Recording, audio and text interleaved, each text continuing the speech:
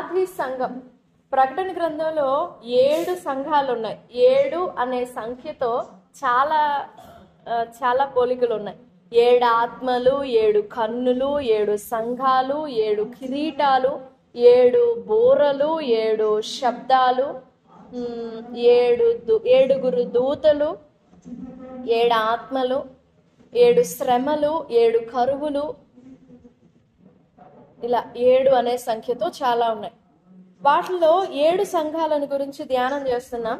ఎఫెసు సంఘం ఫస్ట్ది, 2వది స్మరణ, 3వది Pergamum, 4 Thyatira, 5 Sardis, 6 Philadelphia, 7 Laodicea. Sardis 3వ అధ్యాయం 1వ వచనం. 7 నక్షత్రములు, దేవుని 7 ఆత్మలు గలవాడు చెప్పు సంగతులు. ఫిలదెల్ఫియా 3వ అధ్యాయం 7వ వచనం.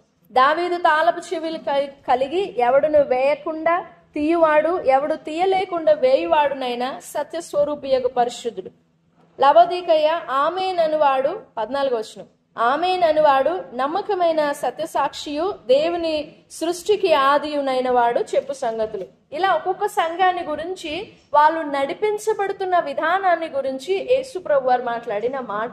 ఇప్పుడు 3వ అధ్యాయం 1వ వచనంలో సార్ది సంఘం ఎలా నడిపించబడుతుంది అంటే, 1వ వచనం ఎలా నడిపించబడుతుంది? 7 నక్షత్రములను, దేవుని 7 ఆత్మలు, దేవుని 7 నక్షత్రాలు, 7 ఇది కదా, 7 నక్షత్రాలు, 7 ఆత్మల సంరక్షణలో ఉన్నది. ఈ సార్ది సంఘము 7 కన్నులు, 7 అంటే సంపూర్ణం కదా. ఈ సంఘాన్ని 7 నక్షత్రాల వెలుగులో కాపాడబడుతుంది ఈ సంఘం. ఏ సంఘం అది? సార్ది సంఘం. ఎన్ని నక్షత్రాల కాంతి? 7. ఒక్క నక్షత్రమే చాలా వెలిగిస్తుంది, అది కూడా 7 నక్షత్రాల కాంతిలో బ్రతుకుతూ ఉండింది ఈ సంఘం. ఇంకా ఎవరి సంరక్షణలో? 7 ఆత్మలు, దేవుని 7 ఆత్మలు ఈ సంఘాన్ని క్షుణ్ణంగా చూస్తూ ఉన్నారంట. ఎవరు? దేవుని 7 ఆత్మలు క్షుణ్ణంగా వివరముగా ప్రతి సంఘంలో ఉన్న ప్రతి వ్యక్తిని ఆచి తూచి, లోపల వెలుపల క్రియలు, రహస్యమైనవి, బహిరంగంగా చేసేవి, తలంపులు, ఊహలు, ధ్యానాలు, మాటలు అన్ని నిలువెల్ల దేవుని 7 ఆత్మలు గమనిస్తా ఉన్నాయి. ఒక ఆత్మక వ్యక్తిని ఒక ఆత్మక వ్యక్తిని అలా కాదు, దేవుని 7 ఆత్మలు ప్రతి వ్యక్తిని పరీక్షిస్తా ఉన్నాయి. అప్పుడు జీవితం ఎలాగుంటది? దేవుని 7 ఆత్మల పరీక్షలో, దేవుని 7 ఆత్మల పరిరక్షణలో, సంరక్షణలో ఉన్న జీవితం ఎలాగుంటది? ఎలా ఉండాలి? దేవుని 7 ఆత్మలో ఎంత గురిపెట్టి మనల్ని పరిశుద్ధులనిగా చేయాలని ప్రయత్నిస్తున్నాడు ఆయన. ఒక్క ఆత్మ చాలదు, 7 ఆత్మలు. నా బిడ్డ, నా కుమార్తె, నా కుమారుడు, ఒక్క రవ్వంత లోపం కూడా కనపడకూడదు. నా పరిశుద్ధ రాజ్యంలో నిలబడాలి. మనం చెప్పుకున్నాం కదా, స్వతహాగా పరిశుద్ధత స్రవించాలి. ఎవరో చూసి భయపడతారని పరిశుద్ధంగా నడవడం కాదు. నా వంటి, నాలాంటి, నా వంటి, ఆ పాటలో పాడతాం కదా, ఏముంది నాలో నీ ఆ పదమే హైలైట్ ఆ పాటకి. నీ పరిశుద్ధత లేదే, సమానమైన పరిశుద్ధత లేదే ఏ పాటిదా అన్నయ్యా. దేవుని 7 ఆత్మల పరిరక్షణలో, under the severe protection of the 7 spirits of the lord, the severe discernment of the 7 spirits, not 1, 7 spirits. దేవుని పరిశుద్ధాత్ముడు 7 ఆత్మలుగా ఒక వ్యక్తిని పరీక్షిస్తూ ఉంటే ఆ జీవితం ఎలాగుండాలి? ఎంత శుద్ధత కనపడాలి, ఎంత నీతి కనపడాలి ఆ జీవితంలో, ఎంత పవిత్రత కనపడాలి ఆ జీవితంలో. ఆ క్రియలు, ఆ వ్యక్తి క్రియలు ఎంత శుద్ధమైనవిగా ఉండాలి. ఉండాలా? మీరు కోరుకుంటున్నారా? దేవా, నీ 7 ఆత్మలు నన్ను సంరక్షించాలయ్యా, నీ 7 ఆత్మలు నన్ను పరీక్షించాలయ్యా. కోరుకుంటామా? ఎంత అద్భుతమైన జీవితం కదా అది. కానీ ఈ 7 ఆత్మలు కలిగిన ఈ సంఘము మొదటి 2 వచనాలు చూడండి. 7 నక్షత్రములను 7 ఆత్మలు గలవాడు చెప్పు సంగతులేవనగా, నీ క్రియలను నేను ఎరుగుదును, ఏమనగా జీవించుచున్నావన్న పేరు మాత్రం ఉన్నది గాని. 7 ఆత్మలు కలిగిన పరిరక్షణలో ఉన్న సంఘం ఉండాల్సిన స్థితి అది. 7 ఆత్మలు చుట్టూ 4 దిక్కులు కానీ 7 ఆత్మలు, 4 దిక్కులు కానీ 7 నక్షత్రాల వెలుగు, 7 నక్షత్రాల ప్రకాశం ఒక వ్యక్తి జీవితంలో ప్రకాశిస్తూ ఉంటే ఆ వ్యక్తిలో చీకటి నిలబడే చాయిసే లేదు. కానీ అయినా గాని ఈ సంఘం అంట జీవించుచున్నావన్న పేరుంది గాని you are dead. English. And unto the angel of the church in Sardis write, these things saith he has had the 7 spirits of God and the 7 stars. I know thy works, that thou hast a name, that thou livest and art dead.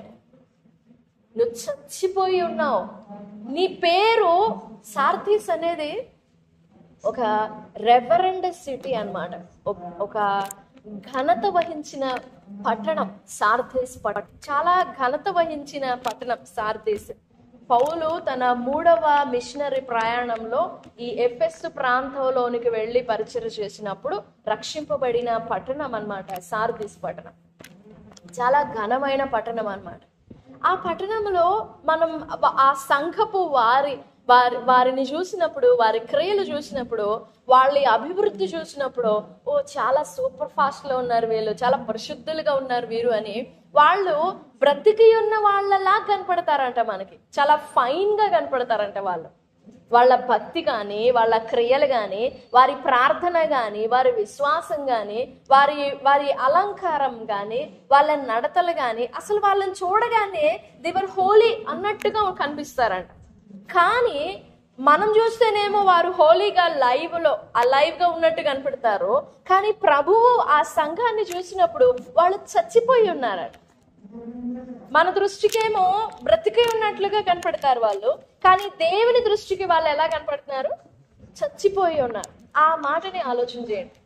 ఒక వ్యక్తి మృతమైన స్థితిలో ఉన్నట్లు ఎలా అర్థమవుతుంది? ఇప్పుడు విశ్వాసముంచి వాడు దేవుని జీవములో రక్షింపబడిన వ్యక్తి నాశనమైన స్థితిలో మృతుడుగా ఉంటాడా? నా మాట జాగ్రత్తగా గమనించండి. దేవుని జీవములో రక్షింపబడిన వ్యక్తి నాశనమైన స్థితిలో మృతుడుగా ఉంటాడా? ఒక విశ్వాసి మృతుడుగా ఉండుట సాధ్యమవుతుందా? ఒక విశ్వాసి మృతుడుగా ఉంటాడా? విశ్వాసి మృతుడుగా ఉంటాడా? విశ్వాసి మృతమైన స్థితిలో ఉంటాడా? జాగ్రత్తగా గమనించండి. విశ్వాసి మృతమైన స్థితిలో ఉంటాడా? చెప్పాలంటే మృతుడుగా ఉంటాడా? దేవుని జీవములో ప్రాణం పోసుకున్న విశ్వాసి మృతుడుగా సాధ్యమవుతుందా? మృతుడుగా ఉంటాడా? నమ్మొచ్చా? అంటే ఈ సార్థి సంఘమే చెప్తుంది ఎంత ఇదిగో 7 ఆత్మలు 7 నక్షత్రాల సంరక్షణలో ఉన్న ఈ సంఘమే మృతం అయిపోయింది, చచ్చిపోయింది. చావు బ్రతుకుల్లో కాదు, చనిపోయింది. చావు బ్రతుకుల్లో ఎడ్జ్లో ఉండడం కాదు, మరణకరమైన స్థితిలో ఉండడం కూడా కాదు, మరణకరమైన స్థితిలో నుండి మృతం అయిపోయింది. ఎండ్ అన్నమాట, మృతం అయిపోయింది. నీ క్రియలన్నీ నాకు తెలుసు, నీ క్రియలన్నీ నేను ఎరుగుదును, నువ్వెలా ప్రవర్తించావో నీ రహస్యపు క్రియలన్నీ నేను ఎరుగుదును, నువ్వు చేసిన క్రియలన్నీ తెలుసు నాకు. కానీ నీ క్రియలేవి కూడా నా దేవుని ఎదుట సంపూర్ణమైనవి కావు. 2వ వచనం, నీ క్రియలు నా దేవుని ఎదుట సంపూర్ణమైనవిగా నాకు కనబడటలేదు. 3:2, నీ క్రియలు నా ఎదుట సంపూర్ణంగా కనబడట్లేదు. ఈ 2 మాటలని కలిపి అర్థం చేసుకోండి. నీ క్రియలు నేను ఎరుగుదును, జీవించుచున్నావన్న పేరు మాత్రం ఉన్నది కానీ నీవు మృతుడవే. ఇప్పుడు నీ క్రియలు నా దేవుని ఎదుట సంపూర్ణమైనవి కావు. ఇప్పుడు వారు చేసిన అసంపూర్ణమైన కార్యము వాళ్ళని ఏం చేసింది? మృతులనుగా చేసింది. వారు చేసిన అసంపూర్ణమైన కార్యం, విశ్వాసం విషయంలోనైనా, నీతి విషయంలోనైనా, యథార్థత విషయంలోనైనా, పరిశుద్ధత విషయంలోనైనా, వాక్యానికి సంపూర్ణంగా లోబడట విషయంలోనైనా సంపూర్ణమైన కార్యం చేయాలి. మనం చేస్తే సంపూర్ణంగా చేయాలి, లేకపోతే చేయకుండా వదిలేయాలి. ఒకవేళ అరకొరగా చేసాము అన్నా, లేక చేయకుండా ఉండినా గాని మనము మృతులమైపోతాము. మీకు బాగా అర్థం అవ్వాలంటే యాకోబు పత్రిక 2వ అధ్యాయం చూడండి. 2వ అధ్యాయము 20వ వచనం. వ్యర్థుడా 2:20.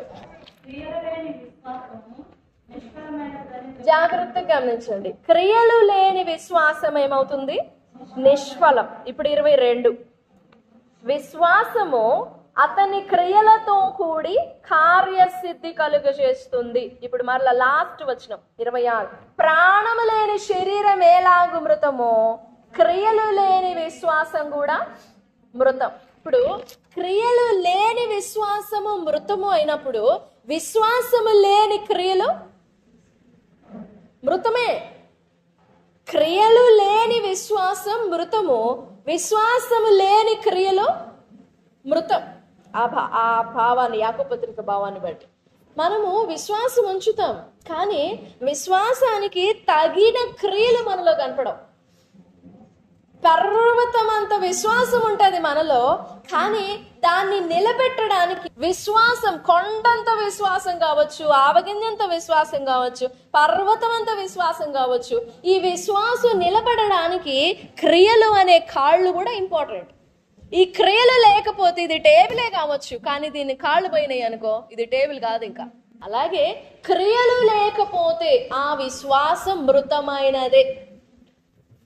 విశ్వాసం ఉండి క్రియలు లేకపోతే ఆ విశ్వాసము మృతమైన విశ్వాసం అంటారు.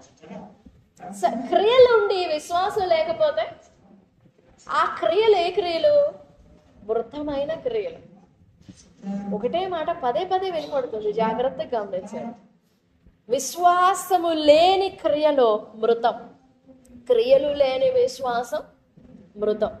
ఉదాహరణకు రూతు జ్ఞాపకం ఉందా మీకు? ఆ దేశంలోనికి అడుగు పెట్టక మునిపే అంటుంది, ఆ దేవుడు నా దేవుడు.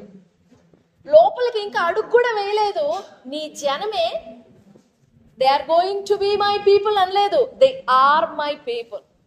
He is my God. She doesn't say that. He is going to be my people. He will be my people. నా దేవుడు అయితాడు, నా ప్రజలు అయితారు కాదు. నీ దేవుడే నా దేవుడు, నీ ప్రజలే నా ప్రజలు. అది ఆమె విశ్వాసం, రూతు విశ్వాసం.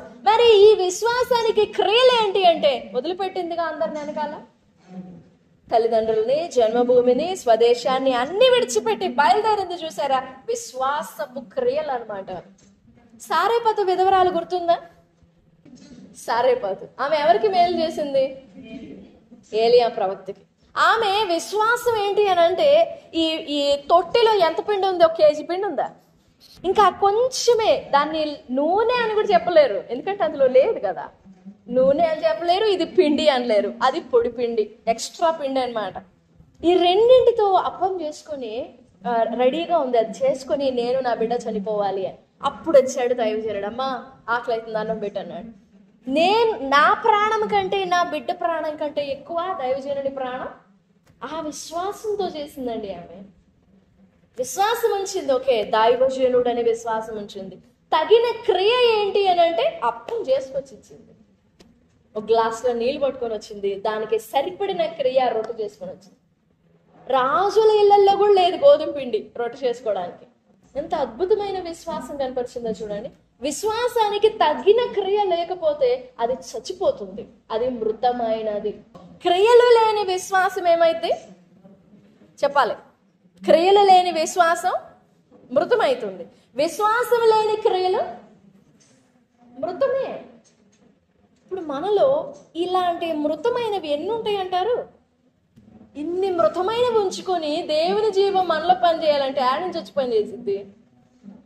నీలో ఎన్ని మృతమైన క్రియలు ఉన్నాయి, ఎన్ని మృతమైన పనులున్నాయి, ఎన్ని మృతమైన ఆలోచనలు ఉన్నాయి. నిన్ను చంపే ఆలోచనలయ్యి, నిన్ను చంపే క్రియలయ్యి, నిన్ను చంపే మార్గాలు అవి బ్రతకాలి. అవి చచ్చిపోయి నువ్వు బ్రతకాలి. మృతమైన వాటిని చంపేయాలి. నా మృతమైన వాటిని బ్రతికిచ్చేయని అడగకూడదు, అవి నిన్ను చంపేస్తాయి.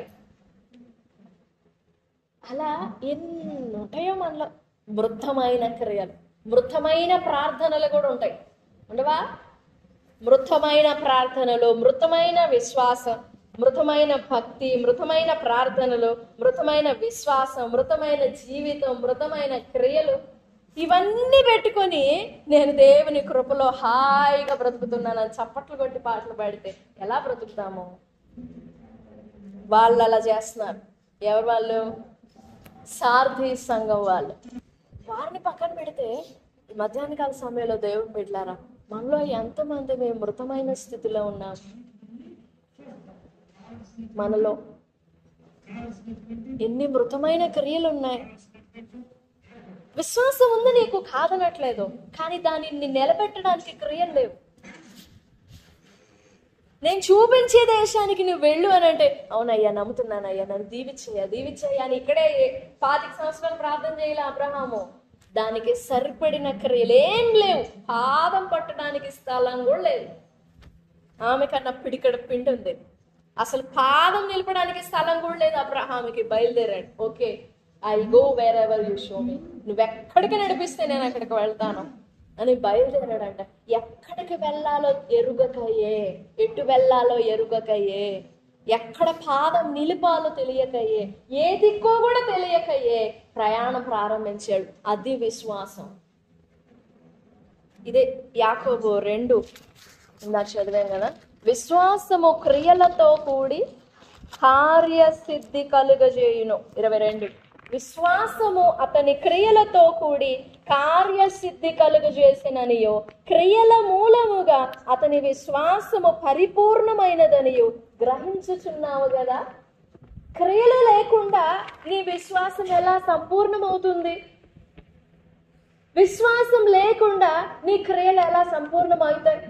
విశ్వాసం లేకుండా భక్తి చేస్తూ ఉంటాం మనం. చేయమా? ఉండవా? మనము మృతమైన క్రియలు చేస్తున్నాం, మనము మృతమైన భక్తి చేస్తున్నాం. బ్రతికే భక్తి కాదు, మృతమైన భక్తి. చేసే భక్తే మృతమైనది. ఇంకా మళ్ళీ ఆ భక్తిని దేవుడు అంగీకరించటమా? అదంతా భయంకరమైన స్థితి అండి. దేవుని 7 ఆత్మల సంరక్షణలో పెరుగుచుండాల్సిన నువ్వు మృతమైన పనులు చేస్తే ఎలా? మృతమైన క్రియలు చేస్తే ఎలా? 7 ఆత్మల సంరక్షణ చాలదా? ఇంకా కావాలా?